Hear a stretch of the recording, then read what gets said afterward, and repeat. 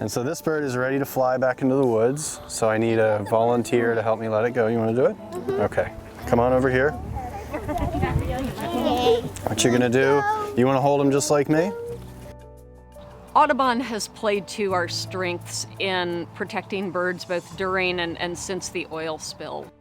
Over the last 5 years, Audubon has strengthened our bird stewardship in the places it existed, such as our 100-year-old program in Florida and Texas. We've ramped up stewardship in places that it hadn't been before, such as coastal Louisiana. We're working with partners, including the Birmingham Audubon Society, to start a stewardship program this spring in Alabama.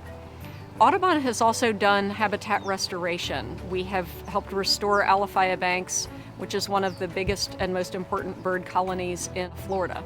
In Texas, our Audubon staff are designing and working to get funded restoration of Sundown Island, a key nesting bird sanctuary that has been impacted by erosion.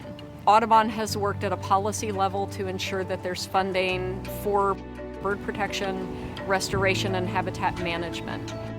My name is Pacyna, a Program Director of Audubon Mississippi Coastal Bird Stewardship Program. The Audubon Mississippi Coastal Bird Stewardship Program is a fairly new program. We were formed in June of 2014. We came about as a direct result of the BP Deepwater Horizon oil disaster. So we work along the entire coastline of Mississippi to steward our bird populations. We do coastal surveys year-round, where we're out on the beaches and talking to people while we're also monitoring our bird populations. But then we're also working to steward our breeding bird populations that show up in the spring and summertime here. So that includes our solitary nesters, but also our colonial nesters, including the federally protected least tern and black skimmers. During the summertime, springtime and summertime, when the least terns show up, we work to secure them space here on the beaches, make sure that they have a place to really find their mates, begin their breeding process, and then have a safe place to nest and raise their young. And we do this with symbolic fencing, which is really just a piece of string to try to keep people outside of their established colonies. We use a number of different educational signs. So we have a great project here where we involve fourth graders. We teach them a little bit about the messaging and what we want people to learn about what the terns are doing here. And they draw us these really pretty pictures. We put these up so that people, when they see them, they might think twice about crossing over into a colony. I'm Erik Johnson, Director of Bird Conservation for Audubon, Louisiana. Today we're doing a program for the students of Grand Isle School to show them birds up close by banding them, by capturing them and banding them. I've been banding birds since 2003.